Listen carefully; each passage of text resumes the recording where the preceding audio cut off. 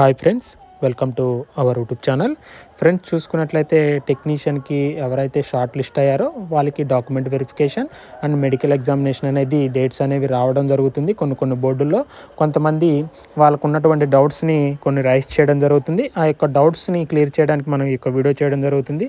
వీడియోని స్కిప్ చేయకుండా చివరి వరకు చూడండి. కొంతమందికి డాక్యుమెంట్స్లో కొన్ని రకాల తప్పులు ఉన్నాయి, వాళ్ళు అఫిడవిట్ తీసుకెళ్ళాలి. అఫిడవిట్కి సంబంధించినటువంటి కొన్ని డౌట్స్ కూడా రైజ్ చేస్తున్నారు.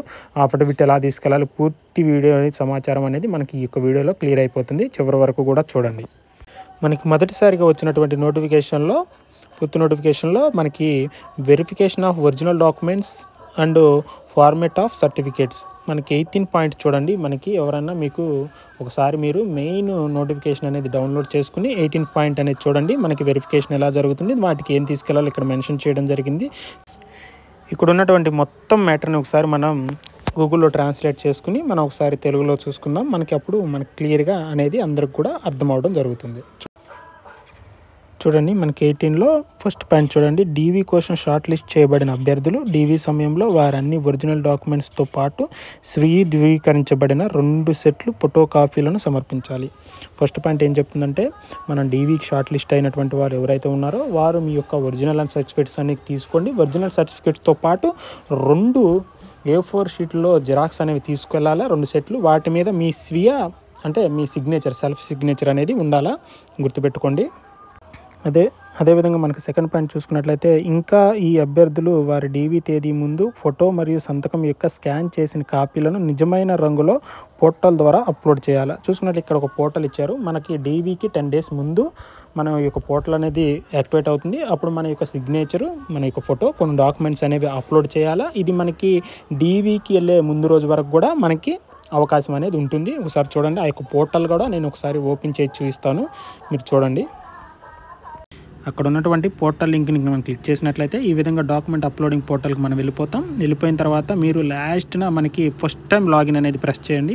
మనం ఫస్ట్ టైం డాక్యుమెంట్స్ అనేవి అప్లోడ్ చేస్తున్నాం కాబట్టి ఫస్ట్ టైం లాగిన్ చేసిన తర్వాత మనం జనరేట్ పాస్వర్డ్ అనేది సెట్ చేసుకోవాలి. జనరేట్ పాస్వర్డ్ సెట్ చేసిన తర్వాత మనం వెనక్కి వచ్చేసినట్లయితే మనకి ఇలా అప్లికేషన్ లాగిన్ అనేది వస్తుంది. తర్వాత మన అప్లికేషన్ లాగిన్ అనేది రోల్ నెంబరు, పాస్వర్డ్ అనేది నకేసినట్టయితే మనకు వచ్చిన పాస్వర్డ్ జనరేట్ చేసుకుంటాం. ఆ పాస్వర్డ్ నకేసి క్యాప్చర్ నక్కినట్లయితే మనం పోర్టల్లోకి వెళ్ళిపోతాం. పోర్టల్లో ఇన్స్ట్రక్షన్స్ ఉంటాయి. ఆ ఇన్స్ట్రక్షన్ని మీరు బేస్ చేసుకుని అక్కడ ఉన్నటువంటి ఇన్స్ట్రక్షన్ బేస్ చేసుకుని మీరు డాక్యుమెంట్స్ అప్లోడ్ చేయండి. అలాగే థర్డ్ పాయింట్ చూసుకున్నట్లయితే, అన్ని ధ్రువపత్రాలు ఇంగ్లీష్ లేదా హిందీలో మాత్రమే ఉండాలి. సర్టిఫికెట్లు ఇంగ్లీష్ లేదా హిందీలో లేని చోట స్వీయ ధృవీకరించబడిన అనువాద వర్షన్ హిందీ లేదా ఇంగ్లీష్లో అవసరమైన చోట అవసరమైనప్పుడు ఉత్పత్తి చేయాలి. డీవీ సమయంలో ఉత్పత్తి చేయబడిన సర్టిఫికెట్లు ఖచ్చితంగా నిర్దేశించిన ఫార్మేట్లో ఉండాలి. అంటే మనం తీసుకెళ్లేటువంటి ప్రతి సర్టిఫికెట్టు, ప్రతి ఒరిజినల్ సర్టిఫికెట్టు ఇంగ్లీష్ లేదా హిందీ ఫార్మేట్లో మాత్రమే ఉండాలా, అదే లాంగ్వేజ్లో మాత్రమే ఉండాలనేది ఈ యొక్క పాయింట్ అనేది తెలుపుతుంది. మనకి డి పాయింట్ చూసుకున్నట్లయితే, అభ్యర్థులు తమ డీవీ తేదీలో వారి ఒరిజినల్ సర్టిఫికెట్లను సమర్పించని వారికి అదనపు సమయం ఇవ్వబడదు మరియు అటువంటి అభ్యర్థులు అభ్యర్థిత్వం జప్తు చేయబడుతుంది. మనకి డీవీ సమయంలో కంపల్సరీగా మన యొక్క ఒరిజినల్ సర్టిఫికేట్స్ ఎత్తుకెళ్ళాలా, వెరిఫికేషన్ చేయించుకోవాలి. ఎవరి దగ్గర ఏ సర్టిఫికేట్ లేకపోయినా మీకు టైం అనేది ఇవ్వరు, మిమ్మల్ని క్యాన్సిల్ చేయబడడం జరుగుతుంది నోటిఫికేషన్ నుండి. అదేవిధంగా మనకి డాక్యుమెంట్ వెరిఫికేషన్ సమయంలో గైర్హాజరైన అభ్యర్థులు వారి అభ్యర్థతను కోల్పోతారు. మనం ఒకవేళ డీవీకి వెళ్ళకపోయినా మీరు ఎలిమినేట్ అయిపోవడం జరుగుతుంది. మనకి బ్లాక్ డేట్ అనేది ఉంటుంది. బ్లాక్ డేట్కి మాత్రం వెళ్ళేటువంటి వాళ్ళు మీకు హెల్త్ ప్రాబ్లం ఇష్యూ అని ఉండాలా, ఏదైనా ఎగ్జామ్ అయినా ఉండాలా. ఎగ్జామ్ అయినట్టయితే మీ యొక్క హాల్ టికెట్ అనేది తీసుకెళ్ళాలా ప్రూఫ్ కోసం. మీకు ఏమన్నా మేజర్గా హెల్త్ బాగపోతే మీ యొక్క హెల్త్ సర్టిఫికెట్లు, అంటే మీ యొక్క హెల్త్ రిపోర్ట్లు కంపల్సరీగా ఎత్తుకెళ్ళాలా. ఇలాంటి లేని పక్షంలో ఎప్పుడు వెళ్ళినా సరే మీ యొక్క అభ్యర్థతని తీసివేయడం జరుగుతుంది. మనం నోటిఫికేషన్లో ఇచ్చిన మ్యాటరే కాకుండా మనకి షార్ట్ లిస్ట్ చేయబడినప్పుడు కూడా కొంత మ్యాటర్ అనేది ఇచ్చారు. ప్రతి ఒక్క షార్ట్ లిస్ట్ చేసిన ఫార్మాట్లో మనకి ఏమేమి సర్టిఫికెట్లు కావాలో ఒకసారి అది కూడా చూసుకుందాం. అది కూడా మనం డీటెయిల్గా ఎక్స్ప్లెయిన్ అనేది చేసుకుందాం. దీన్ని మనం తెలుగులో కన్వర్ట్ చేసుకుని ఒకసారి చూద్దాం. చూడండి, మనం దీన్ని తెలుగులో కన్వర్ట్ చేసుకున్న తర్వాత థర్డ్ పాయింట్ అనేది అన్ని మన మొబైల్కి, మనకి ఈమెయిల్ ఐడికి మనకి కాల్ టికెట్ ఇన్ఫర్మేషన్ వస్తుందని ఇవ్వడం జరిగింది. థర్డ్ పాయింట్ అది కాదు. చూసుకున్న ఫోర్త్ పాయింట్ చూసుకున్నట్లయితే, డీబీ కోసం పిలిచిన అభ్యర్థులు సిఎన్ మరియు డాక్యుమెంట్ వెరిఫికేషన్ కోసం జారీ చేసిన ఈ కాల్ లెటర్లో వివరించిన A4 సైజులో పేపర్లో 2 సెట్లు ఫోటో కాపీలతో పాటు అన్ని ఒరిజినల్ డాక్యుమెంట్లను సమర్పించాలి. ఆల్రెడీ మనం ఇలా చెప్పుకున్నాం, మన ఒరిజినల్ సర్టిఫికేట్స్తో పాటు 2 సెట్లు జిరాక్స్ అనేవి A4 షీట్లో తీసుకెళ్లాలా. అదేవిధంగా 5వ పాయింట్ చూసుకున్నట్లయితే, అభ్యర్థులు 1 నెల కంటే ఎక్కువ సమయం లేని 6 పాస్పోర్ట్ సైజ్ ఫోటోగ్రాఫ్లను తీసుకురావాలా సూచించారు. అభ్యర్థులు సిపిటి యొక్క ఈ కాల్ లెటర్ యొక్క అభ్యర్థత రేకును కూడా తీసుకురావాలి. అంటే మనకు రీసెంట్గా 1 మంత్ లోపు దిగినటువంటి 6 పాస్పోర్ట్ సైజ్ ఫోటోగ్రాఫ్లు తీసుకురావాలన్నారు. కానీ మీరు 6 కాదు, ఒక 20 పాస్పోర్ట్ సైజ్ ఫోటోలు అనేవి వెతికెళ్ళండి. అదేవిధంగా మీ యొక్క డీవీకి పిలిచినటువంటి ఈ కాల్ లెటర్, అదేవిధంగా మీరు ఎగ్జామ్ రాసిన హాల్ టికెట్ కూడా ఎత్తికి తీసుకెళ్ళండి. No problem. ఈ యొక్క 6వ పాయింట్ అనేది చాలా మోస్ట్ ఇంపార్టెంట్ పాయింట్ అనమాట. అందరూ కూడా దీని మీద రైజ్ చేశారు. చాలామంది కూడా నన్ను ఇదే అడగడం జరుగుతుంది. 6వ పాయింట్ చూడండి. ఆన్లైన్ అప్లికేషన్ మరియు ఒరిజినల్ సర్టిఫికేట్లు డాక్యుమెంట్లో పేరు లేదా తండ్రి పేరులో స్పెల్లింగ్లో వ్యత్యాసం ఉన్నట్లయితే ధృవీకరణ తేదీలో అభ్యర్థులు సర్టిఫికేట్లలో సూచించబడిన వ్యక్తి ఒకరేనని పేర్కొంటూ అవసరమైన స్టాంప్ పేపర్లపై సంబంధిత అఫిడవిట్ లేదా మెజిస్ట్రేట్ లేదా నోటరీ ముందు సమర్పించాలి. దీనికాడే ఈ యొక్క 6వ పాయింట్ కాడ చాలామంది భయపడుతున్నారు. మీకు మీ సర్టిఫికేట్లో ఎలాంటి స్పెల్లింగ్ మిస్టేక్స్ ఉన్నా, ఎలాంటి వ్యత్యాసాలు ఉన్నా నోటరీ చేయించుకోండి. నోటరీ అనేది మ్యాక్సిమం 1 అవర్ లేదా 2 అవర్స్ పడుతుంది అంతే. దగ్గరలో ఉన్నటువంటి అడ్వకేట్ లేదా ఎక్కడన్నా మీకు దగ్గరలో కోర్టు ఉన్నా సరే అక్కడ నోటరీ చేస్తారు. వెళ్ళండి, నోటరీ చేయించుకోండి.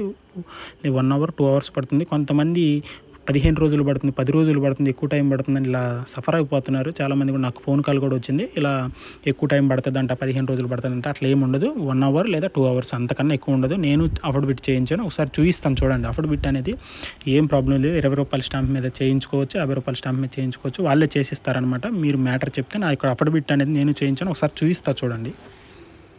చూడండి, ఈ విధంగా అఫిడవిట్ చేయడం జరుగుతుంది. అఫిడవిట్ అనేది ఏ స్టేట్లో, ఏ జిల్లాలో అయినా, మీ ప్లేస్లోనే కాదు, ఏ ప్లేస్లో అయినా చేయించుకోవచ్చు. నేను అఫిడవిట్ అనేది నా యొక్క డీవీ టైంలో, నేను తిరుచినపల్లిలో నా యొక్క డీవీ టైంలో నేను తిరుచినపల్లి దగ్గరలో చేయించాను అనమాట. డీవీ రోజే చేయించాను నేను అఫిడవిట్. కాబట్టి అఫిడవిట్ చేయించే విషయంలో ఎవరు కూడా భయపడొద్దు. దగ్గరికి వెళ్ళి చేయించుకోండి, లేదా 1 అవర్ 2 అవర్స్లో అయిపోతుంది. ఓకే, కాబట్టి ప్రతి ఒక్కరు కూడా టెన్షన్ పడకుండా అఫిడవిట్ అనేది చేయించుకుని తీసుకెళ్ళండి. ఎలాంటి తప్పులున్నా వాళ్ళు కన్సిడర్ చేస్తారు. కొంతమంది భయపడుతున్నారు ఏమవుతుందని. ఏమవ్వదు, ప్రశాంతంగా జరుగుతుంది. అలాగే మనకి 9వ పాయింట్ చూసుకోండి. మనకి వైద్య రుసుము కోసం 24 రూపాయలు అనేవి తీసుకోవడం జరుగుతుంది. అదేవిధంగా ఎవరికన్నా మీకు చేసేటువంటి హాస్పిటల్లో ఎలాంటి ఎక్విప్మెంట్స్ లేకపోయినా మీకు బయట హాస్పిటల్ అనేది రిఫర్ చేస్తారు. మీరు అక్కడికి వెళ్ళి చేయించుకోవాలి. దానికి అయ్యేటువంటి కాస్ట్ అనేది మీరే పెట్టుకోవాలా, అది గుర్తుపెట్టుకోండి. కొంచెం పైసలు అనేవి తీసుకెళ్ళండి. మనకి మెడికల్ అనేది 3 to 4 డేస్ అనేది జరుగుతుంది. డీవీ జరిగిన తర్వాతే మెడికల్ అనేది జరుగుతుంది. అదే ముఖ్యమైన సూచనలో ఇంపార్టెంట్ ఇన్స్ట్రక్షన్స్లో ఫస్ట్ పాయింట్ చూసుకున్నట్లయితే మనకి ఈ యొక్క 10 డేస్ ముందు పోర్టల్ అనేది ఓపెన్ అవుతుంది. మనకి డీవీకి వెళ్ళే ముందు రోజు వరకు కూడా అది అందుబాటులో ఉంటుంది. మీ యొక్క డాక్యుమెంట్స్ అనేవి అప్లోడ్ చేయాలి. క్యాస్ట్ సర్టిఫికేట్ తీసుకెళ్ళండి, ఇన్కమ్ సర్టిఫికేట్ అనేది ఉండాలా, ఆధార్ కార్డులు ఉండాలా, అన్ని ఒరిజినల్ సర్టిఫికేట్స్ మీకు సంబంధించినట్టు అన్ని ఒరిజినల్ సర్టిఫికేట్స్ అనేవి తీసుకెళ్ళండి. అదేవిధంగా మీకు కొంతమంది ఎనాక్జర్ 1, ఎనాక్జర్ 2 non క్లీమ్ layer and SC/ST central format ఉంది, అది కూడా తీసుకెళ్ళండి. అది మనకి జాయిన్ అయ్యేటప్పుడు తీసుకుంటారు. మాకైతే జాయిన్ అయ్యేటప్పుడు తీసుకున్నారు, డీవీ అప్పుడు అడగలేదు. కాకపోతే మీరు తీసుకోండి, ఇప్పుడే తీసుకుని ఉంచుకోండి. మీకు జాయిన్ అయ్యే టైం కూడా ఎంతో ఉండదు. డీవీ అయిపోయినా ఒక 30 డేస్ లోపు, అంటే ఒక నెల లోపే మిమ్మల్ని జాయినింగ్ పిలవడం జరుగుతుంది. అది కూడా తీసుకోండి. క్యారెక్టర్ సర్టిఫికేట్ కూడా తీసుకోండి. మాకైతే సెంట్రల్ ఫార్మేట్ క్యారెక్టర్ సర్టిఫికేట్ అనేది నాకైతే జాయిన్ అయ్యేటప్పుడు తీసుకున్నారు మా టైంలో. మీరు ముందుగానే తీసుకోండి, నో ప్రాబ్లం. అవన్నీ కూడా తీసుకుని దగ్గర పెట్టుకోండి. మీకు ఎంతో టైం ఉండదు కాబట్టి. ప్రతి ఒక్కరు కూడా ఏమైనా డౌట్స్ ఉన్నట్లయితే కామెంట్ చేయండి. కంపల్సరీగా నేను రిప్లై ఇస్తాను, లేదా వాటి మీద వీడియో చేయడం జరుగుతుంది.